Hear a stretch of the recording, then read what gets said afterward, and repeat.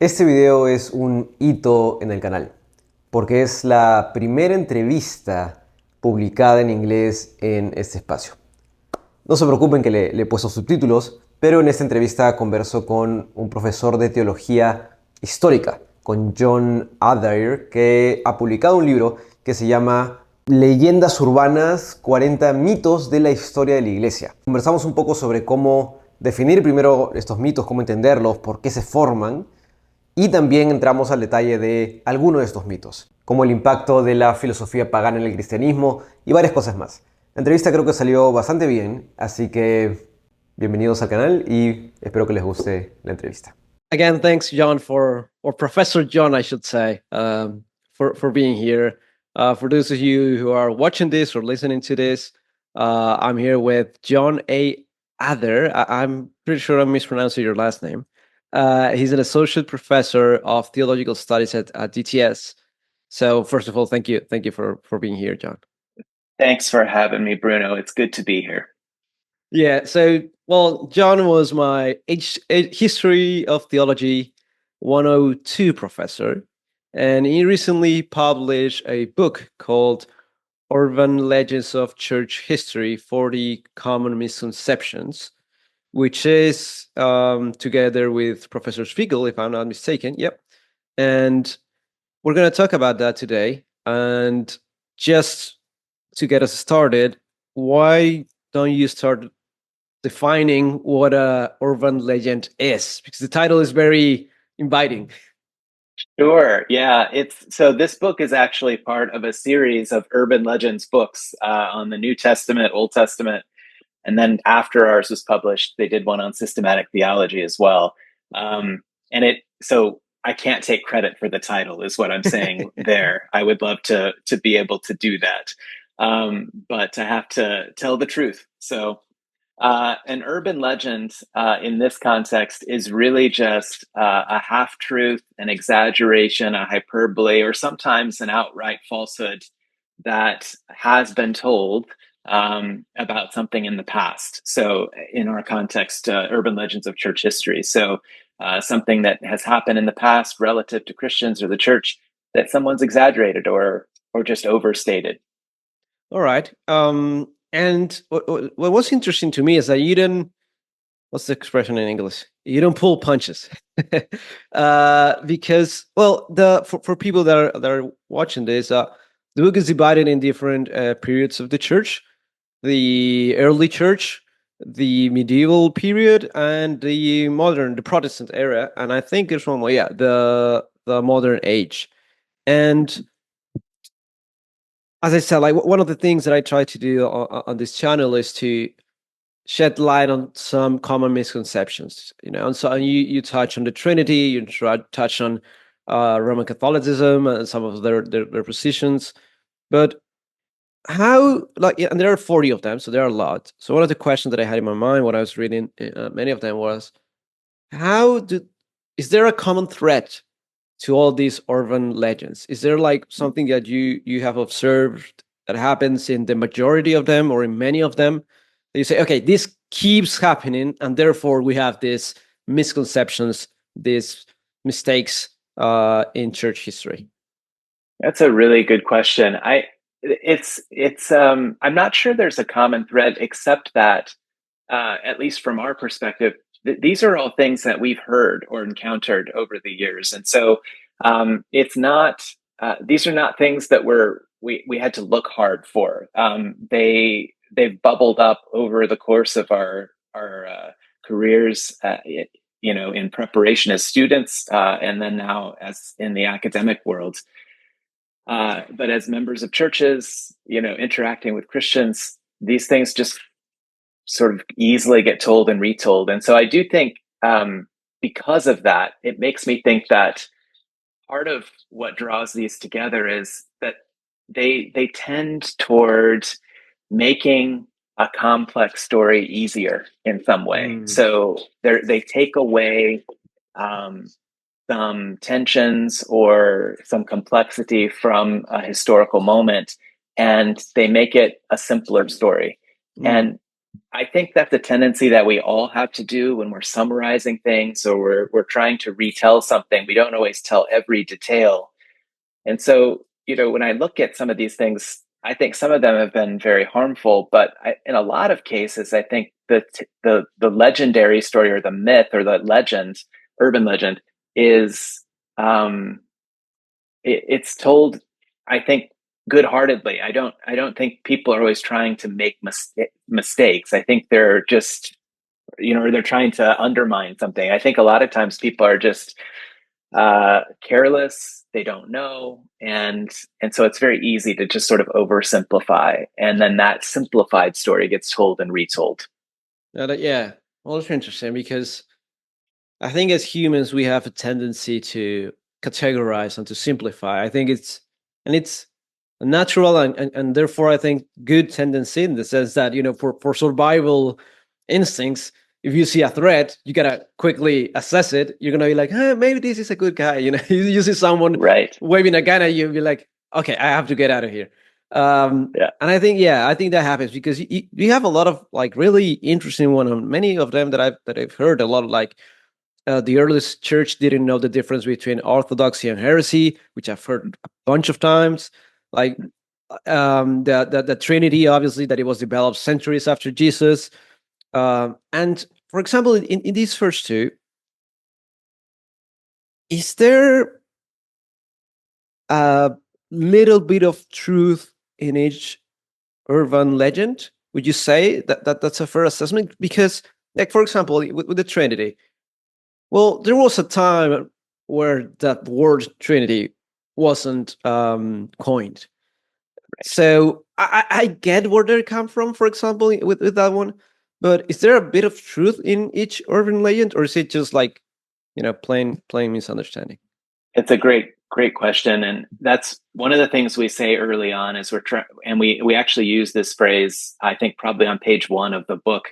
When we describe the urban legends, one of the words we use to describe it is a half truth. And so when it's half truth, it means it's half true and half false, right? So there is a little bit of truth there a lot of times. I haven't counted, I haven't gone through and counted, but I would think that of the 40 that we have in there, it's a pretty significant minority, a smaller number, that are completely untrue. And there's just nothing true in it. I think most of these things come from some kernel of truth somewhere, and then it gets distorted over time, whether that's somebody trying to distort or whether it's just that, like we were talking about, that carelessness. Yeah, and I see actually that also in biblical interpretation. Like people will overemphasize one verse and then throw away the rest that talks about the same topic, and Right. and that's the way you get heresies, But Indeed. it's it reminds me of a quote from Professor Hannah, which said, "Good people do bad things for good reasons." Like they're trying to explain stuff, but they just got it wrong. It's not always the case, I guess. We can, some people are actually ill-intentioned, but Right. it's interesting. And I wanted to touch a little bit more on the difference between historical truth and a theological position, because Okay. we're gonna touch a little bit more on the canon. Because, for example, in the urban legend of a canon, you state something like, I had it here, but I'll rephrase it or paraphrase it. Something like, which is the evangelical position, which is what I also believe, that the inspired books are inspired by themselves. The role of the church is to recognize the canonical writings, to recognize the inspiration in the books. But the books of the Bible are not inspired because the church appoints them as inspired. I absolutely agree, but I've usually shared this as a theological position more than a historical truth. What would you say is the difference, and where do you stand on this this type of understanding of the canon? Yeah, this is a really good question, and I think these things can be intertwined and related. So in the book, when we talk about canon, I don't want to get ahead of you, so tell me if we need to go, redirect. But go ahead, go ahead. I when we talk about the canon, part of what we're doing, a major part of what we're doing there, is we're trying to describe what was happening in those first centuries of the church, which is a historical issue, right? We're Mhm. trying to tell the story in a faithful way of how these books were spread through the church and eventually came to be recognized as canonical. So that's a historical question, right? Mhm. We're tracing that thread throughout the first 4 centuries of the church, really. The theological question around, are these inspired books? Did they actually come from God? Are they, or are they just written by men who claimed that? That's a theological question. And Mhm. once we move to say this book is inspired, we're making a theological claim at that point. But Mhm. it's not unrelated to the historical process. And Mhm. so you do see both of those things come together in the chapter, but most of what we're doing there, I think, is trying to focus on the narrative, the historical narrative. Yeah, yeah, because I don't know if you agree, but I wanna see what you think. Because Mhm. I've heard that, obviously a lot of I'm from Peru, from Latin America, and then there everyone is Roman Catholic in a sense, culturally at least. Sure. And you have Roman Catholics that are, I would say, I don't want to say uneducated, because that sounds a little bit rude, but like not well informed, let's say. Mm. And they will say stuff like, yeah, Pope. Well, in Spanish we call him Damaso. I'm guessing in English is Damas, Damasus. I don't know. Nemesis, yeah. Yeah, Damasus. You He's the got it. one that he's the one that decided with which books were inspired. But then there are the educated Catholics, that the more well instructed, and they will say, "Okay, I agree with you about the historicity, about the Old Testament. There wasn't a definitive list up until Trent, as a response to the Protestants, as a response to the Reformers. But still, I don't agree with you. Mm.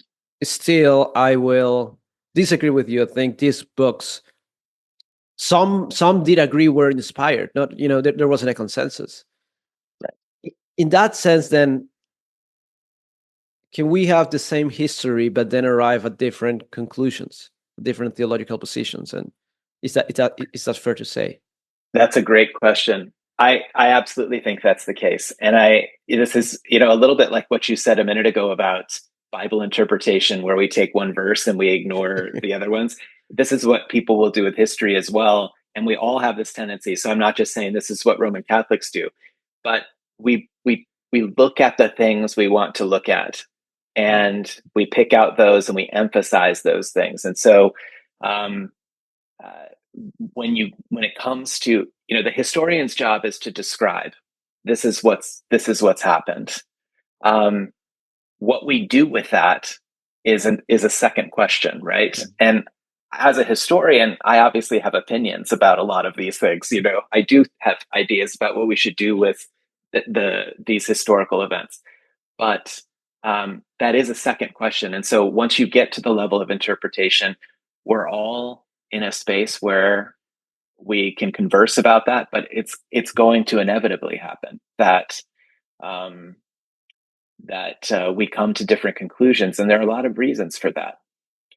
A Roman Catholic who is invested in the life of their church and the the the story of history that they have been told, there's a lot to overcome there, for someone to, if they sort of push back on that narrative that they've been given about the church making the Bible, essentially, right? And and so I'm not unaware of that, and all I'm trying to do is say, okay, but here's the story, and are there implications to this story about what we actually think is happening here? At the end of the day, I think it's a very mysterious process how people change their minds about things. And the work of the Spirit is going. There's other things happening, but I want to be a faithful witness to what's happened in the past and present that to people, and they're going to do with that what they'll do. Yeah, definitely. Like I usually try to remind people, like we don't. Well, in Spanish we use the word convert, and I think in English it sounds a little bit harsh. But like we don't convert anyone to Christianity. God does what he will do. I'm just here to share the message, and the rest is up to him and up to you in the sense of responsibility. But it's interesting, and I think it's important for people to at least agree to some fundamental or some general understanding of history, and then we can disagree about theological positions, but at least agree on the history, which is pretty well recorded. Then the second myth that also caught my, well, not myth, urban legend that caught my mind was and I mentioned it a little bit. It's number 5. The earliest church didn't know the difference between orthodoxy and heresy. Well, for the people listening, can you summarize a little bit about what you explained in this chapter? Because I think it's very misunderstood. So there's a story that's been going around, especially in the modern period. So in the 19th century and into the 20th century, this story develops, this legend. And the story is essentially that when Christianity began, there was no agreement on what orthodoxy was, on what right belief was. And what that means essentially is that in the ancient church, from the late 1st into the 2nd century and going forward after the apostles, that because there was no general agreement on what to believe, that what we really have are multiple Christianities, plural. And that what happens over the course of the next 2 to 3 centuries is a increasing power center in Rome that sort of limits the options for people, right? That they undermine some of these other Christianities and choose the one that they like the best and put that forward. And that when they get to the point of actually writing about what was going on in the early church, they write out all the diversity. And they just say, no, it's always been like it, like we've said it is.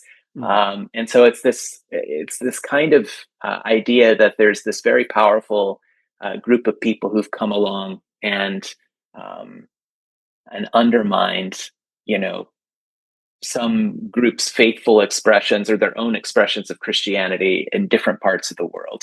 So that's the myth. Okay, yeah, and it's I've heard it a lot, coming from obviously Unitarians or Pentecostal Unitarians, of course Jehovah's Witness and that sort of stuff, saying the apostles were modalist, to put it shortly.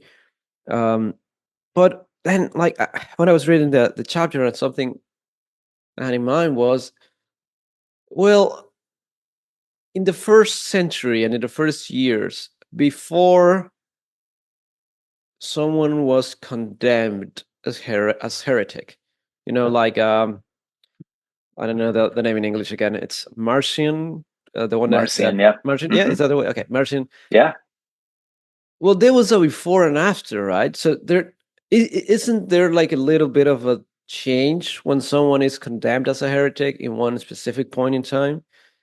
And isn't there, well, yeah, first, isn't there like a change? Okay, in the first centuries, there wasn't so much talk about, first century, probably, so much talk about heresy, and then there's a later development of that? So, yeah, I mean, there's definitely an increased sort of formality to how they would talk about those things, so that, once you get to the 5th or 6th century, or honestly, even the 4th century, where you have ecumenical councils and there's a condemnation of Arianism, for instance, at the Council of Nicaea. Pelagianism is condemned at the Council of Ephesus in 431, and so on.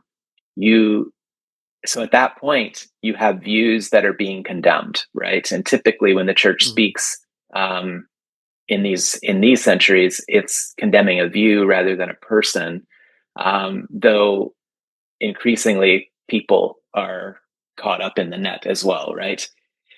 So that's the formal process. But prior to that, so when we're talking, like you asked, first, second century, I mean, I'm thinking about even in the Bible, where First John is talking about false teachers that are among us, right? There's a recognition already that there are people who are claiming to be Christian, but who are among us and are drawing faithful people away from the truth.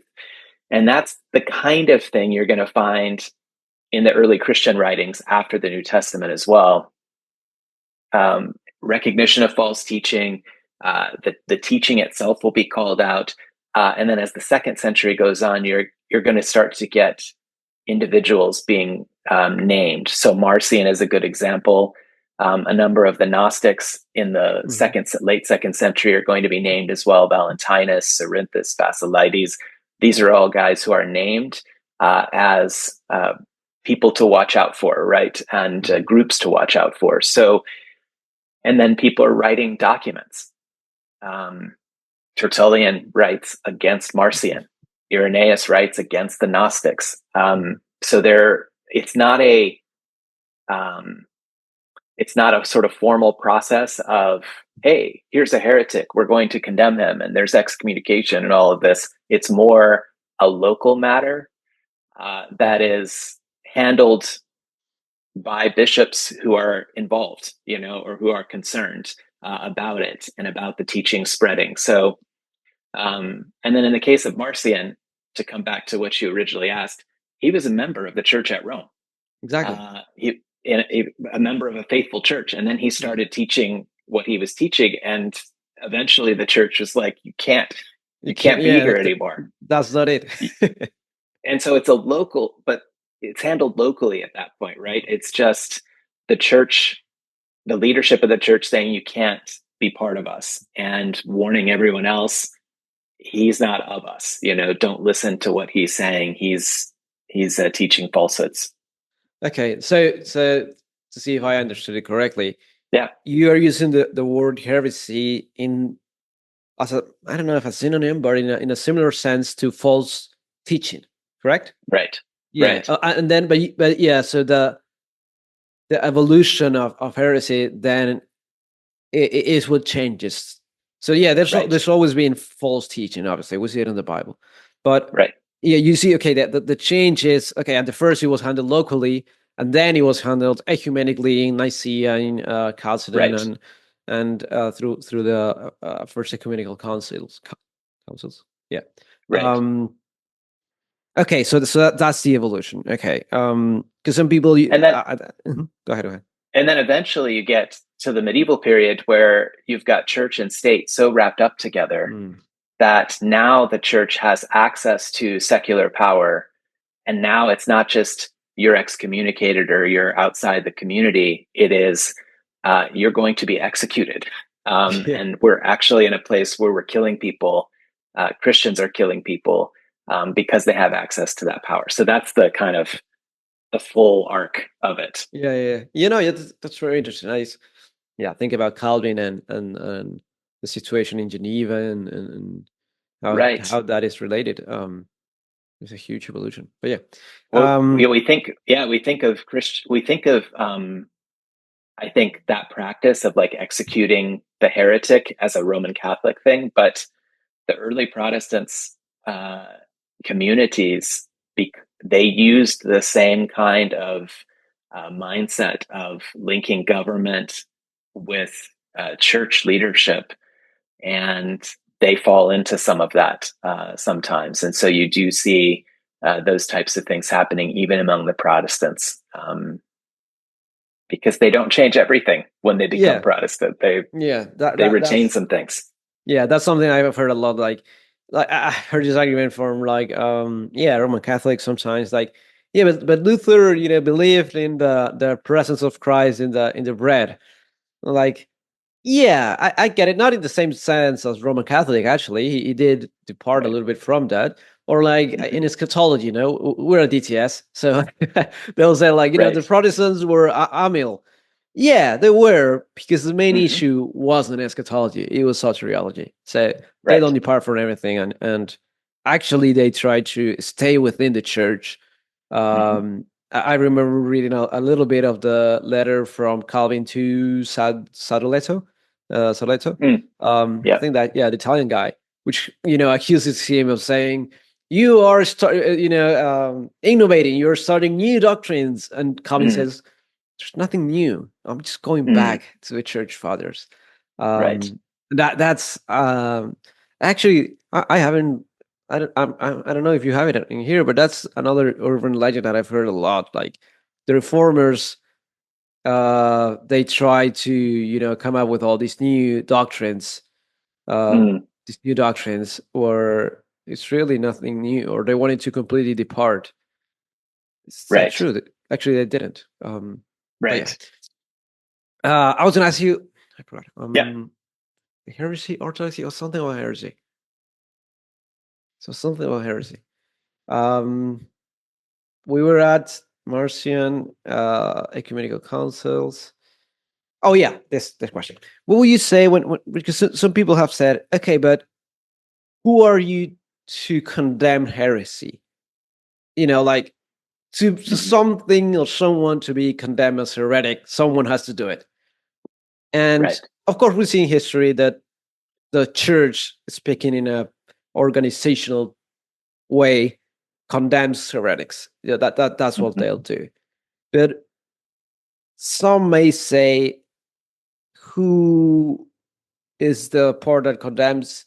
Who are they to in order to condemn it? Because at some points in history, what we would call right doctrine was also condemned. Like Athanasius, Mhm. he had to flee, and he had a very troublesome life. So, and I think it's a question regarding authority. Like the fact that something is condemned as heretic doesn't mean it's wrong. So the fact that, I don't know, modalism was condemned as heretic doesn't prove the fact that it's wrong. It's just a historical fact. Mm. What would you say to that? Yeah. So the question of authority is an important one, and I think whatever the authority looks like, and that's changed through the history of the church, right? So early on, it's like we were saying, it's local. It eventually becomes oriented around councils, and then you have a group of people that are making the condemnation. Eventually, that gets boiled back down to a single person again when the Pope has the authority in the Roman Catholic context. Um, and then in the Protestant context, it's again diversified, right? You have Mhm. churches and whatever their leadership structures are. Um, so while the mechanism changes of like how that's done, one of the things that I would say about authority and how I would like to see it exercised, and I think this is um, a wise way to proceed, is to think about the can think about condemning the doctrine, whatever the false doctrine is, but doing that in the context of the consensus of Christian teaching throughout history. Mm. In other words, it's not just my condemnation of a particular doctrine, like modalism, for instance, is not just my opinion about how I've read the Bible and how I've interpreted scripture, but it is that plus uh, an interaction with and a conversation with how Christians have read and interpreted the Bible and taught the doctrine of God now for 2,000 years, right? Um, Mhm. and so what's happening in the early church is, and so we talked about the condemnation of things like Arianism or Pelagianism. Mhm. This is not a bunch of guys in the fourth century who are just looking at the Bible and saying, okay, this is what we think, we don't like Arius or whatever. It's they're actually thinking about what's been passed down to us for the last few centuries. And this isn't just a local teaching that was in one church. This is in the teaching of all the churches, bishops from all over the world who are talking about this. Yep, this is what we teach. Yes, this is what we teach. And that contradicts it. And so that, to me, as you study the scriptures and you're doing that, you're studying the scriptures in conversation with the apostolic teaching as it's been passed down through history. And that creates a stronger foundation from which to do that. I don't know if that's what you were asking me. No, yeah. I mean, that's what I was that's thinking fine. about. I mean, I like the reflection. It's not just what I think, but it's with regarding to the church understood as, you know, the whole body of Christ. And but do you think? So yeah, well, we are evangelicals or Protestants, so yeah, we will affirm sola scriptura. You know, scripture is the maximum authority. Is there a possibility for history and tradition to be mistaken? And I'm thinking about baptism, because the idea that baptism removes sins, for example, that comes pretty early on. And then, of course, in Reformation, the Anabaptists are against it, and we have our heritage here, and at least I believe in believers' baptism. Mm-hmm. I believe you too. But you know, there's a big chunk of history where this concept of baptism removes sin. That the history affirms it, and now we would say, according to Scripture, that is mistaken. But then someone say, "Hey, but you just said that you should analyze it also with regard to tradition." So how do you balance that? How do you make a decision? So the principle that I use comes from a 5th century father. He has a quote. His name is Vincent of Lorraine, and he says, "That which is truly and properly Catholic," by which he means universal. He's not talking about Roman Catholic. Yeah. That which is truly and properly Catholic is that which has been believed everywhere, always, and by all. And so that always is important. So when it comes to something like baptism, I would push back on the narrative that baptism has always been taught as washing away sins. I think that the teaching in the 2nd century, throughout the 2nd century, to try to get to baptism washes away sins, you're going to have to make some leaps to get there. And so in those earliest fathers, and this is why I do put some, is extra weight the right way? It probably is. Extra weight. It doesn't mean these guys are inspired. That's just the scriptures, of course. But when I'm looking at history, post-apostles, I put a lot of weight on the 2nd century, the late 1st and 2nd century, and the writings we have from there, because they are the closest to the apostles. They either knew apostles or they knew someone who knew an apostle. And so to me, what I'm looking for is, what are they emphasizing? What's the core, the thread that's woven all through their writings? And I think you would be hard pressed to say that baptism washes away sins is part of that in that space. Now, when you get to the 4th and 5th century, you're going to start seeing that language for sure. And you've got to grapple with that. But I think that's something that develops over time. And I want to be, just careful about what I hold on to as the core that's been taught of that tradition. That's where I start from. Yeah, no, definitely. I remember this author that says, you know, the Apostolic Fathers are the only ones that exchanged letters with the apostles. They're the only ones that have, you know, correspondence, that they actually talk to them.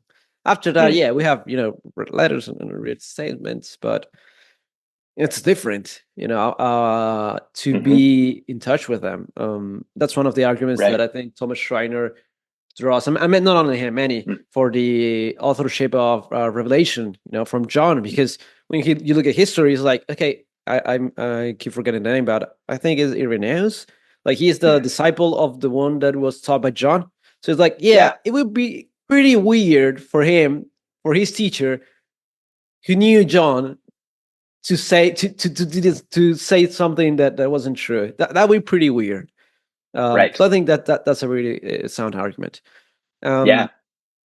I think that's a very sound That's argument. that's Polycarp. Polycarp.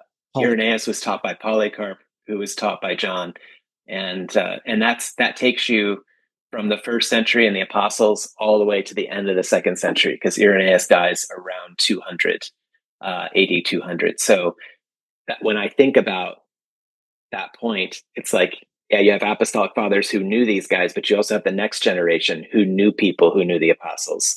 It's like, if you knew an apostle and I know you, I feel very close to the apostles, you know? Exactly. Yeah. Yeah. And they were like, who wrote this book? Oh yeah, my teacher did. You know, it was like, why would you be mistaken about that? That would be pretty weird. It would be very strange indeed. But yeah, the next urban legend that I've read a lot about. I mean, I've heard a lot about it in social media and even in some authors. Is the one that's in chapter 7: pagan philosophy contaminated Christian theology. And I've heard different approaches to this. And in the book, you talk a little bit about the typical idea that some, again, Jehovah's Witness, Mormons, they'll say like, the Trinity wasn't, it's a contamination. You know, Paul is receiving all this Greek philosophy. And actually, if you go to the Old Testament, in Hebrew, the Hebrews didn't understand this metaphysical stuff that Paul is talking about in Colossians and Ephesians and in all his writings. Therefore, the Trinity is just a Greek contaminated concept. Did I summarize it right, or is there anything you would like to add to I would just add, I think a lot of the times the argument, people like Mormons especially, they're trying to retain the New Testament, so they're going to want to push it just past the New Testament too, where they're going to say, you know, the first people who wrote after, they're starting to talk in these ways, and they're bringing in all the metaphysics, right? And so it ends up being a very anti-historical argument. Yeah, but then there's the more academic argument, I think, that I actually, I read this one book and it just, I was getting angry the more I read it. That it was this author wrote about, it was like Greek sources about of the New Testament, and he went on the argument that it's not new, that, you know, Paul was influenced by philosophy and he's still inspired, so it's not that much of a contamination, but it is an influence, and an influence to the degree that we have to understand the Bible as influenced by philosophical concepts. And I don't know if, like, I understand, you know, we're talking about in regarding inspiration, yet the authors don't lose their authorship. You know, they're not you know, typewriting machines that God is dictated, and we understand that. So of course their context is part of it.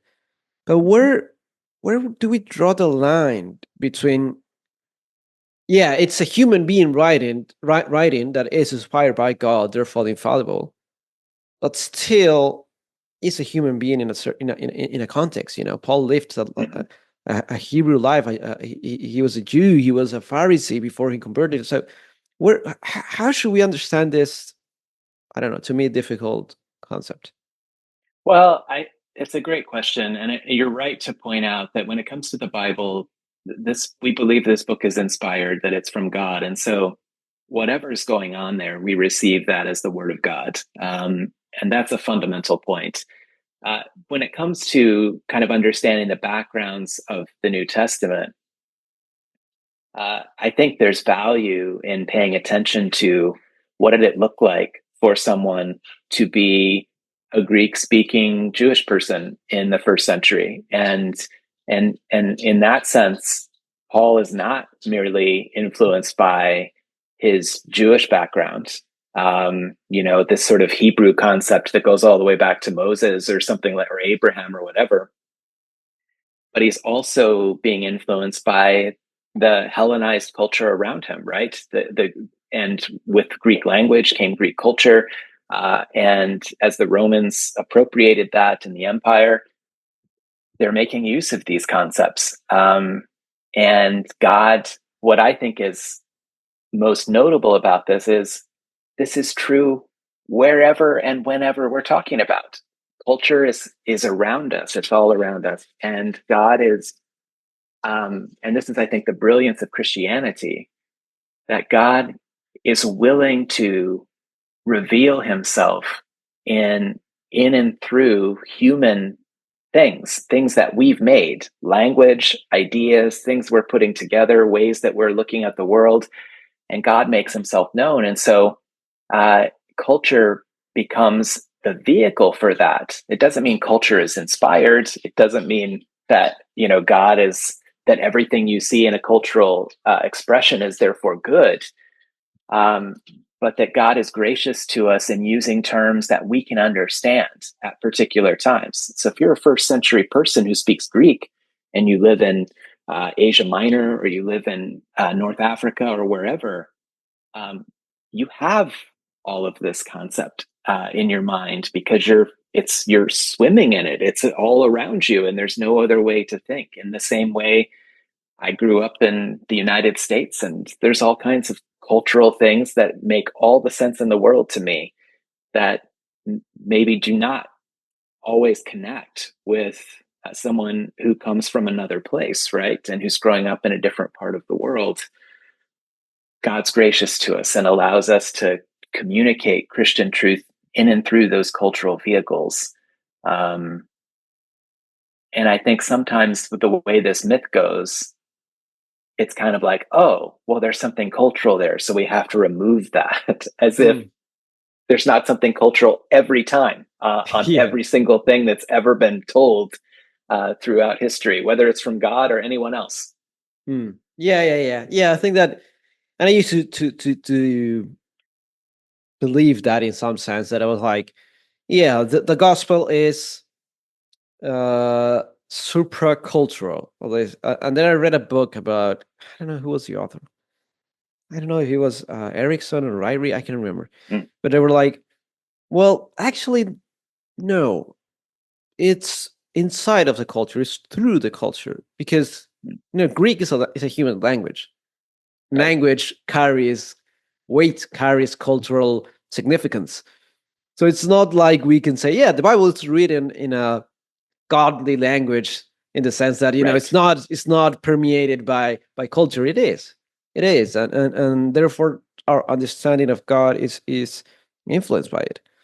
And I think it's important to understand that we shouldn't take it out.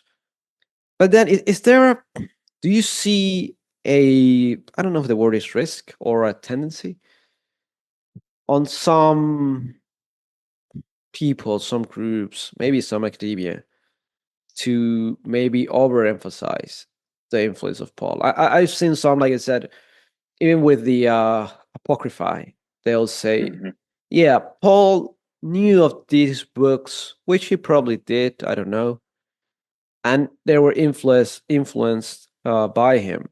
Sorry, the other way around, they influenced him to a degree that, as an evangelical, I don't see evidence for it, but there's this is there a risk for this overemphasizing of cultural impact? There's always a risk to overemphasize things. So yes, I think so. But I also, it doesn't, like, the idea that Paul read the Apocrypha seems very likely to me. They existed and they were part of the Septuagint. And so that he read those does not trouble me at all. I mean, he quotes from pagan poets in Acts 17. So, and those, at least the people purporting to write the Apocrypha were people who believed in God, and were trying to be faithful Jews, and but he's out here quoting from pagans. So, like, to me, you're right. We can overemphasize it, and we can kind of miss the point. Like the point of what Paul's doing in the New Testament, or what any biblical author is doing, is not whatever's going on in their culture. There's something that they're trying to get to. And the culture piece can help us understand that. But if we get so wrapped up in the culture that we miss the teaching itself, that's the problem, right? Yeah, definitely. And well, just for you to know, like, I think I'll meet with Timothy Yoder, with Professor Tim, on Monday Yeah. to speak about Acts 17, which Oh, is good. one of his passions, I think. Yes. Because I've heard him Yes. speak about it on 2 classes, so I was like, okay, seems like he like it. He likes that, and and I was like, I've heard him preach on it too. So I think he does like it. Yeah. Yeah, I mean, and I've heard like people say all kinds of stuff about, Paul in the Areopagus is citing pagan philosophy, and be like, is Paul assigning inspiration to poetry, to pagan poetry? It's like, no, it's a cultural reference, but he Right. uses it for his preaching. So, but yeah, right. I'll speak to that. I'll speak to him about it, which is pretty fun. I won't say any more about Acts 17. You're good. I'm sure he has plenty to talk about it. Agreed. I'm sure he has plenty to talk about. I hope he lets you talk too a little bit in there, because he'll have a lot to say. So I'm fine with it. Well, regarding the Apocrypha, like one of the last urban legends that I found again common in social media is this myth that the reformers, this is chapter 24 for people that want to buy the book, the reformers removed the Apocrypha from the Bible, and I've heard this a ton in Latin America, the fact that the Bible included the Apocrypha. In Spanish, we have this word, it's deuterocanonical, so deuterocanonical, Yep. deuterocanonicals, books, which is fairly common to use. They were in the Bible up until the reformers decided to cut it off. Is that a fair summary first of the myth, or is that anything? Absolutely. That's a good one. Okay. But then you go explain it. My question is like, yeah, this isn't actually true. Like there wasn't a consensus. But I've heard some people say, okay, yeah, I get, the more instructed Roman Catholics will say, yeah, I've done my history research. You're right in the sense that, yeah, there wasn't a consensus, but there wasn't a consensus because a definitive consensus only arises when a group of people are against it. Like with in the ecumenical councils with Arianism, only when someone stands up and says Christ or Jesus is not God, then we all go, no, he is. That's wrong. And that is true to some degree. Councils arise when someone disagrees with a, I would say, commonly understood position. So the Roman Catholic argument is there wasn't a dogmatic definition of the list up until Trent because no one had a different opinion, or no majority group had a different opinion. What would you say to that? I think it's fair as far as the idea that there was not a majority group that had a different opinion. So the issue here for the reformers is they're going back to Jerome, and when Jerome translated the Vulgate, he created a new Latin translation. There had already been one, created another one, and when he does that, this is way back in the 5th century, so very old. Jerome, he works very hard to do a very faithful, much better and much improved translation of the Bible, and it was much better than what had come before. But part of his process in doing that was in going back to the Old Testament and learning Hebrew and bringing those books into a good translation via the Hebrew. He realizes that the Apocrypha are not written in Hebrew; they're written in Greek, and they're much later than all of the rest of the Hebrew books. And the Apocrypha typically travels as part of the Old Testament. So this is the issue here, right? And so Jerome has no intention of translating them. The Apocrypha. He's going to translate our normal, in at least in our part of the world, 39 books of the Old Testament. The Hebrew is 22, but it's the same books. They just count differently. And then he's going to quote the 20, or he's going to translate the 27 New Testament. He has no interest in translating the Apocrypha, and everybody, many voices around him tell him he can't do that. He has to translate the Apocrypha, to which he agrees. And he agrees a little bit unwillingly. And he's even kind of funny about it when he translates them, because he writes little introductions to the books. And his introductions show his impatience with having to do this. He's not interested in doing it. And the last step is he puts these books in a separate, and so you use the phrase deuterocanonical, that comes from his time. And so it just means a second canon or another canon. And he's trying to separate them out.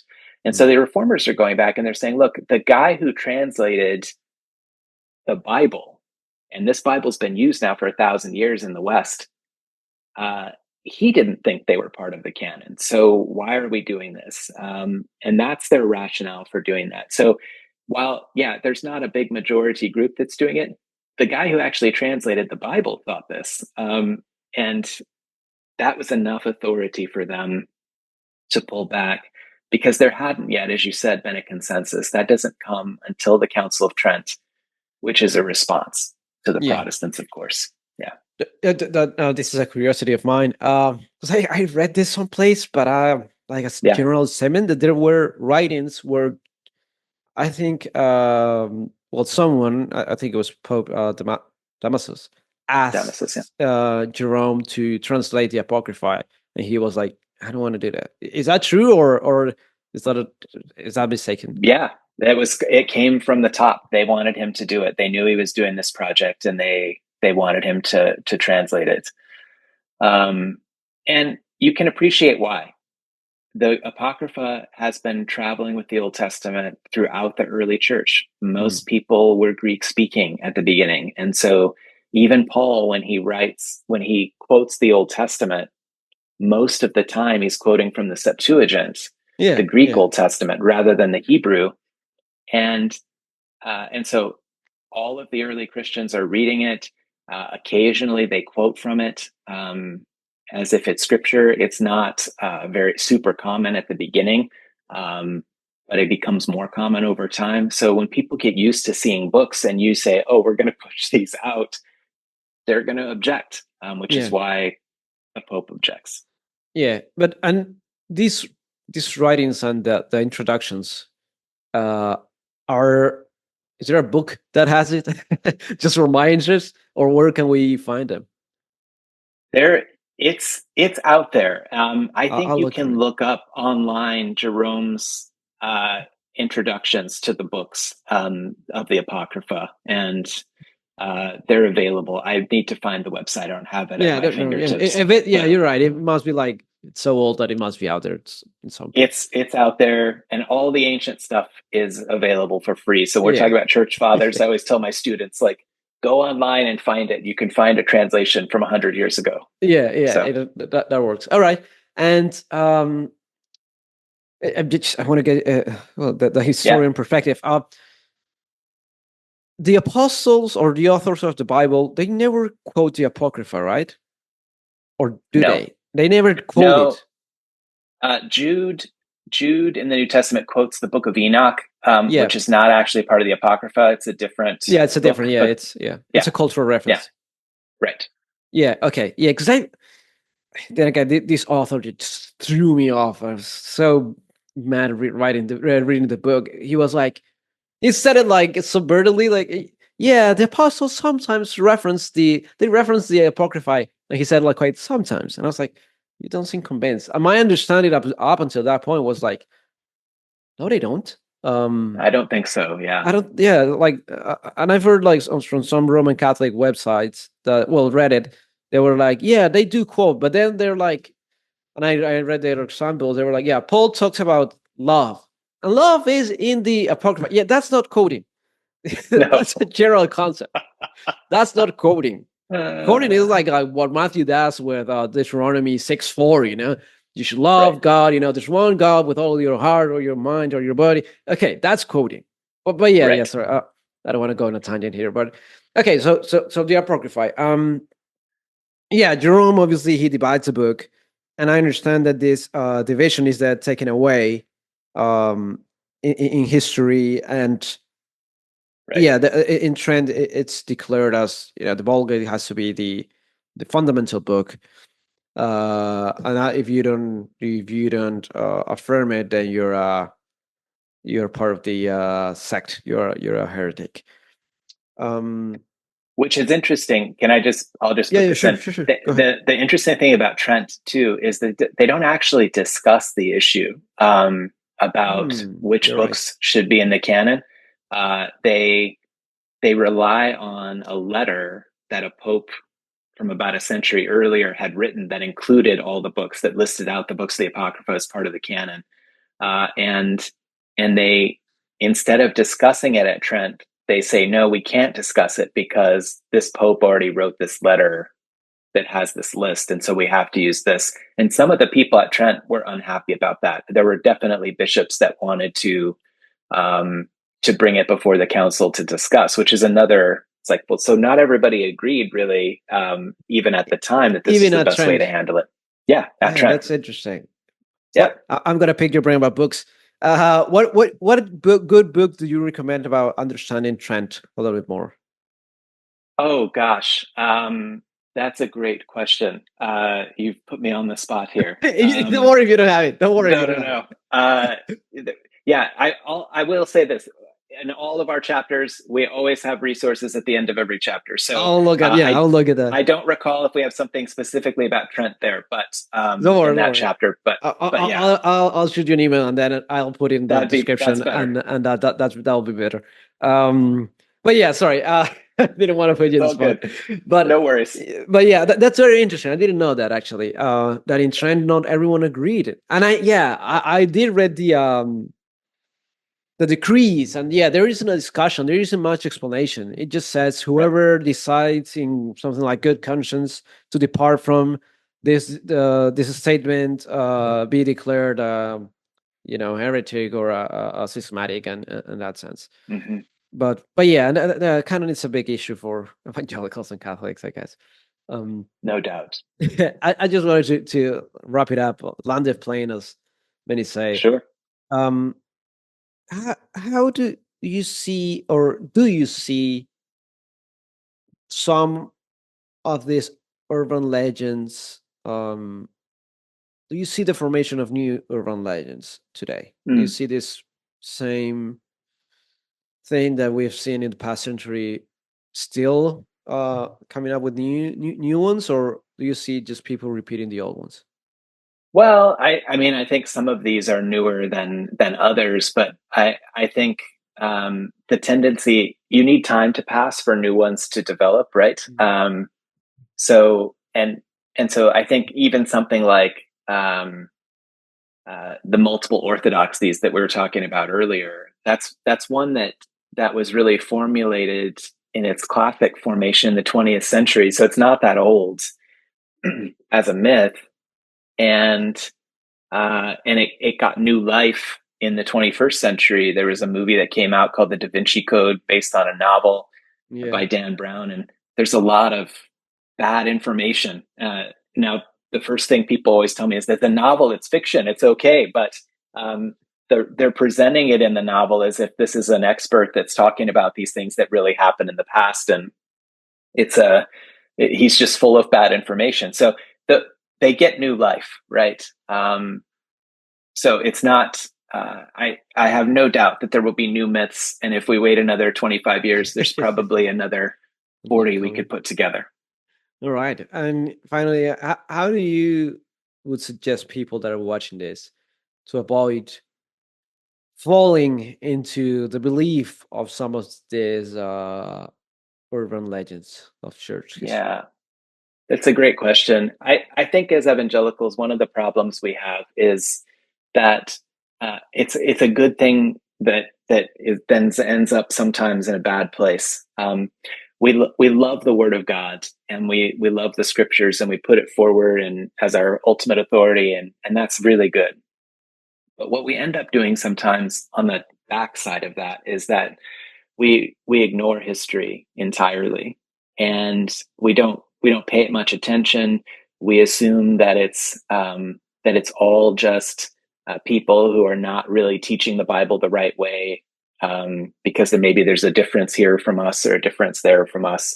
And so we end up ignoring history. And when we ignore history, we fall into being able to repeat these urban legends, right? Because we don't actually know anything about the time period that we're talking about. And so I think the best way to avoid it is, and this is what I'm trying to do, is to be able to have a historically informed faith where it's not just that I'm rooted in the Scriptures, and that's obviously the core of who I am as a Christian and where my teaching comes from, but that it's also informed by my knowledge of God's work in the world for the last 2,000 years through the church. And He has been at work, and the Spirit's been at work at Christians throughout history. And so I think there's a lot of value in knowing that for all kinds of reasons. But one of the reasons is we can avoid retelling some of these stories. And so that's on us, I think, as teachers especially. Can we help our people, kind of guide them through some of this historical space? And then the other thing I would say is, if something sounds simple, kind of like a slam dunk, of course, it's probably not that simple. And so just that always gets my antenna up when somebody says something about the past, and it's like, oh, it was just this easy. I was thinking there's probably more to the story, And so that's a good practice. It doesn't mean that what that person's saying is untrue necessarily, but maybe it's not the whole story. And part of what our book's doing is, I think, trying to tell that story. Yeah, definitely. When someone says the words all and every time, I'm like, instantly like, are you sure? Like, oh, absolutely everyone and all the time? Right. Sure about that. It's usually people tend to be pretty, complex and tend to disagree on stuff. So I'm not sure.